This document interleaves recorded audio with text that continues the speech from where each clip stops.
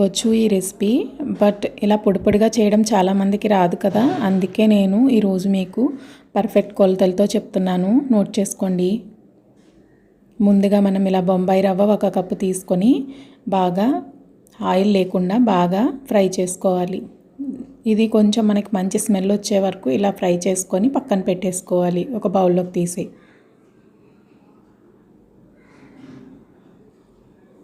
ఇలా పక్కన పెట్టుకొని తర్వాత మిగతా ఇంగ్రీడియంట్స్ కూడా చెప్తున్నాను, నోట్ చేసుకోండి ఫ్రెండ్స్.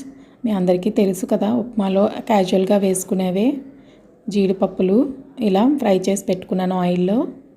అలాగే సుజీ రవ్వ, అలాగే పోపులు, పచ్చిమిర్చి, అల్లం, క్యారెట్, కరివేపాకు, అలాగే జీడిపప్పులు, ఆయిల్, సాల్ట్, వాటర్. ఇవి మనకి ఇంగ్రీడియంట్స్. మనం ఫస్ట్ అల్లం తురుముకొని ఇలా వేసేసుకోవాలి. తర్వాత పోపులు యాడ్ చేసుకుంటున్నాను. అల్లం ముక్కలు బాగా ఫ్రై అయిపోతే మనకి ఘాటుగా తగలవు కదండి, అందుకని చెప్పి అల్లం ముక్కలు ముందుగా వేసేసాను. అలాగే పచ్చిమిర్చి, కరివేపాకు, ఇవి రెండు కూడా మనం ఆనియన్స్ వేస్తే త్వరగా వేగవు, అందుకని చెప్పి ముందుగా కరివేపాకు, పచ్చిమిర్చి వేయించేస్తున్నాను. అలాగే క్యారెట్ ముక్కలు కూడా వేసేసాను. ఇవన్నీ కూడా కొంచెం ఫ్రై అయ్యాక అప్పుడు వీటిలో మనం ఆనియన్ ముక్కలు యాడ్ చేసుకోవాలి. ఇప్పుడు ఆనియన్ ముక్కలు యాడ్ చేస్తాను.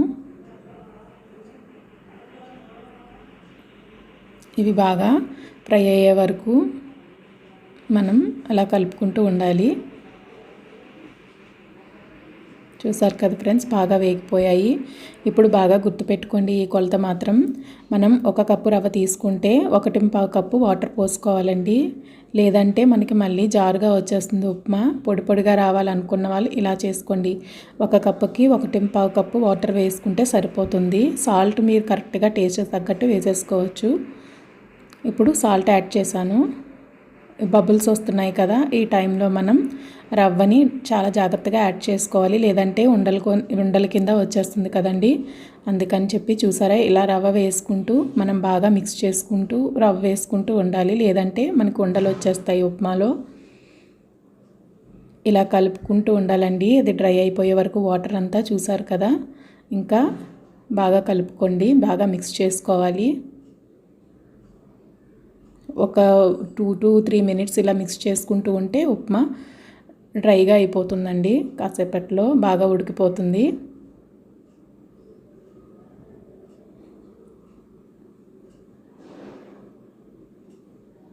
కొంచెం పొడి పొడిగా అవుతుంది, చూసారా, అలా మనం కలుపుకుంటూ ఉండాలి.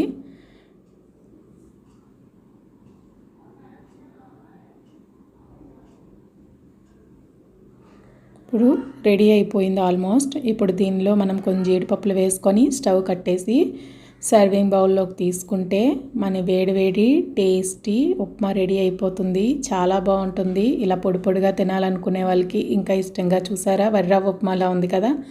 చల్లారాక ఇంకా కూడా బాగుందండి, ట్రై చేయండి. పొడి పొడిగా వచ్చింది.